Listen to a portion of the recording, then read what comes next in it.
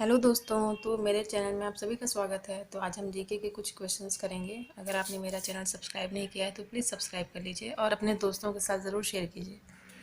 तो हम शुरू करते हैं। हाल ही में हिसार कॉलेज में महारानी लक्ष्मीबाई की प्रतिमा का अनावरण किसने किया था? हरदीप सिंह पुरी, चरणजीत सिंह चन्नी, ओम प्रकाश सोनी या फिर राणा रणजीत सिंह। तो इसका उत्तर है हरदीप सिंह पुरी। तो इसके बारे में थोड़ा डिटेल में हम देखेंगे। केंद्रीय आवास और शहरी मामलों और पेट्रोलियम और प्राकृतिक गैस मंत्री हरदीप एस पुरी ने वीडियो कॉन्फ्रेंसिंग के माध्यम से हिसार में महारानी लक्ष्मीबाई महिला कॉलेज भिवानी रोहिल्ला में रानी लक्ष्मीबाई की प्रतिमा का अनावरण किया।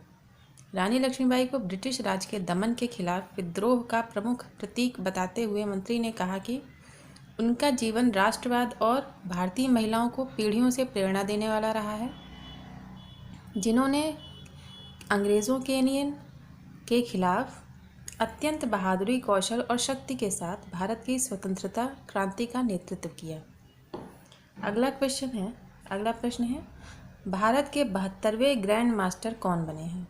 तो इसका सही उत्तर है मित्रभा गुहा। अब हम इसके बारे में कुछ पढ़ेंगे।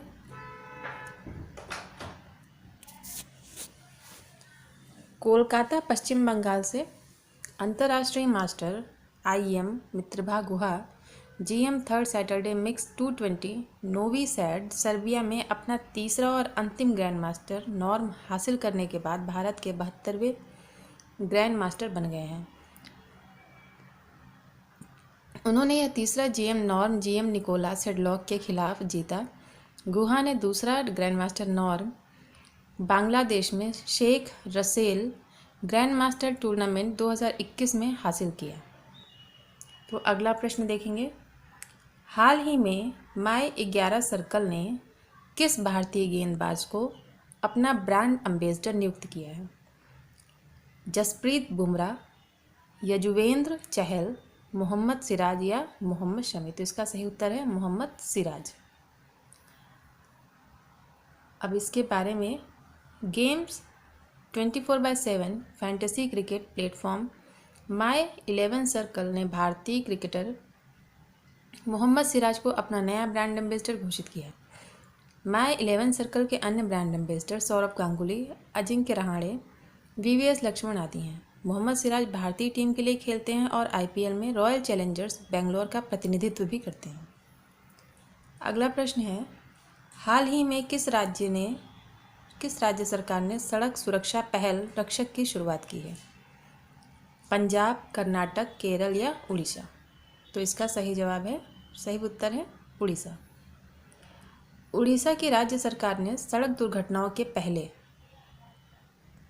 उत्तरदाताओं को प्रशिक्षित करने के लिए रक्षक नाम से अपनी तरह की पहली सड़क सुरक्षा पहल शुरू की है।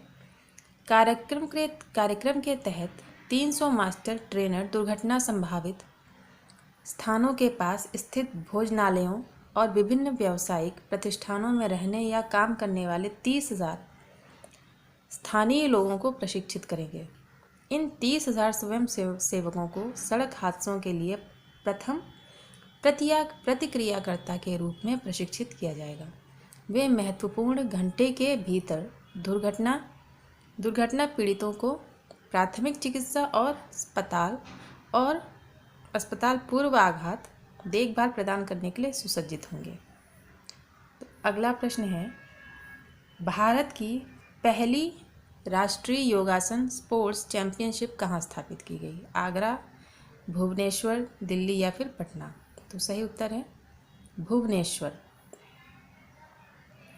भारत की पहली शारीरिक राष्ट्रीय योगासन चैंपियनशिप फिजिकल नेशनल योगासन चैंपियनशिप का आयोजन 11 से 13 नवंबर 2021 तक भुवनेश्वर, उड़ीसा में किया गया है। राष्ट्रीय योगासन स्पोर्ट्स चैंपियनशिप 2021-22 का आयोजन राष्ट्रीय योगासन स्पोर्ट्स फेडरेशन द्वारा उड़ीसा राज्य के सहयोग से किया गया है। अगला प्रश्न है विश्व निमोनिया दिवस किस तिथि को मनाया जाता है? 10 नवंबर को, 11 नवंबर, 12 नवंबर या फिर 13 नवंबर। तो सही उत्तर है 12 नवंबर। अब जागरूकता बढ़ाने, रोकथाम और उपचार को बढ़ावा देने और बीमारी से निपटने की कार्रवाई करने के लिए हर साल 12 नवंबर को दुनिया भर में विश्व निमोनिया दिवस मनाया जाता है। विश्व निमोनिया दिवस 2021 एक वार्षिक कार्यक्रम है जिसे पहली बार वर्ष 2009 में मनाया गया था। अगला प्रश्न है, प्रथम ग्लोबल ड्रग पॉलिसी इंडेक्स 2021 में भारत का कौन सा रैंक आया है?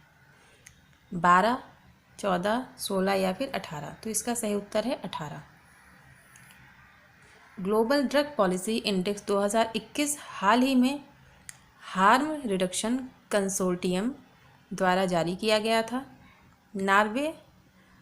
नॉर्वे, न्यूजीलैंड, पुर्तगाल, यूके और ऑस्ट्रेलिया को मानवीय और स्वास्थ्य संचालित दवा नीतियों में शीर्ष 5वां स्थान हासिल हुए हैं। 100 में से 74 के स्कोर के साथ 30 देशों में भारत को 18वां स्थान प्राप्त हुआ। 5 सबसे कम रैंकिंग वाले देश ब्राज़ील, युगांडा, इंडोनेशिया, केन्या और मैक्सिको हैं। अगला प्रश्न है, खनिज रियायत नियम 2021 में हाल ही में किए गए संशोधनों के अनुसार कैप्टिव खानों से उत्पादित खनिज का कितना प्रतिशत बेचा जा सकता है? 20%, 30%, 40% या फिर 50? तो इसका सही उत्तर है 50। खान मंत्रालय ने खनिज, परमाणु और हाइड्रोकार्बन ऊर्जा खनिज के अलावा रियायत चौथा संशोधन नियम 2021 को अधिसूचित किया है। नए तंत्र के तहत कैप्टिव खदानों से उत्पादित खनिज का 50% बेचा जा सकता है। यह बिना किसी शुल्क के खानों के हस्तांतरण और पट्टे के आंशिक समर्पण की सुविधा भी देता है। अगला प्रश्न है, लोक सेवा प्रसारण दिवस किस तिथि को मनाया जाता है? 10 नवंबर को, 11 नवंबर को, 12 नवंबर या फिर 13 नवंबर? तो इसका सही उत्तर है 12 नवंबर। लोक सेवा प्रसारण दिवस या पब्लिक सर्विस ब्रॉडकास्टिंग डे हर साल 12 नवंबर को मनाया जाता है। 1947 में ऑल इंडिया रेडियो दिल्ली के स्टूडियो में राष्ट्रपति महात्मा गांधी की पहली और एकमात्र यात्रा की स्मृति में यह दिन मनाया जाता है। 12 नवंबर 1947 को महात्मा गांधी ने विस्थापित लोगों, पाकिस्तान से जो शरणार्थी थे, को संबोधित किया, जो विभाजन के बाद अस्थायी रूप से हरियाणा के कुरुक्षेत्र में बस गए थे। तो अगला प्रश्न है, हाल ही में किस सरकार ने निर्माण श्रमिकों के लिए श्रमिक मित्र योजना शुरू की है? भुवनेश्वर, आगरा, दिल्ली या पटना? तो उत्तर है दिल्ली। दिल्ली सरकार ने निर्माण श्रमिकों के लिए श्रमिक मित्र योजना शुरू की है। योजना के तहत 800 श्रमिक मित्र निर्माण श्रमिकों तक पहुंचेंगे और सरकारी योजनाओं के बारे में जागरूकता फैलाएंगे। दिल्ली सरकार ने अकुशल अर्धकुशल श्रमिकों के लिए उनके वेतन में लगभग 1% की वृद्धि करने के लिए महंगाई भत्ते में भी वृद्धि की है। श्रमिक मित्र सरकार की सहायता योजनाओं के बारे में वार्ड स्तर पर निर्माण बोर्ड द्वारा पंजीकृत निर्माण श्रमिकों को सूचित करेंगे।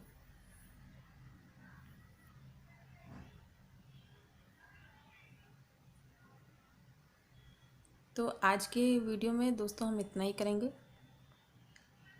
अगर आपने मेरा चैनल सब्सक्राइब नहीं किया तो प्लीज़ सब्सक्राइब कर दीजिए और शेयर कर दीजिए अपने दोस्तों के साथ। प्रश्न है, हाल ही में किस सरकार ने निर्माण श्रमिकों के लिए श्रमिक मित्र योजना शुरू की? आगरा, भुवनेश्वर, दिल्ली या पटना? तो इसका सही उत्तर है दिल्ली। दिल्ली सरकार ने निर्माण श्रमिकों के लिए श्रमिक मित्र योजना शुरू की। इस योजना के तहत 800 श्रमिक मित्र निर्माण श्रमिकों तक पहुंचेंगे और सरकारी योजनाओं के बारे में जागरूकता फैलाएंगे। दिल्ली सरकार ने अकुशल अर्धकुशल श्रमिकों के लिए उनके वेतन में लगभग 1% की वृद्धि करने के लिए महंगाई भत्ते में भी वृद्धि की है। श्रमिक मित्र सरकार की सहायता योजनाओं के बारे में वार्ड स्तर पर निर्माण बोर्ड द्वारा पंजीकृत निर्माण श्रमिकों को सूचित करेंगे। तो आज की वीडियो में दोस्तों इतना ही। शेष हम अगली वीडियो में करेंगे। अगर आपने मेरा चैनल सब्सक्राइब नहीं किया है तो प्लीज़ सब्सक्राइब कर दीजिए और शेयर ज़रूर कर दीजिए अपने दोस्तों के साथ। तब तक के लिए धन्यवाद।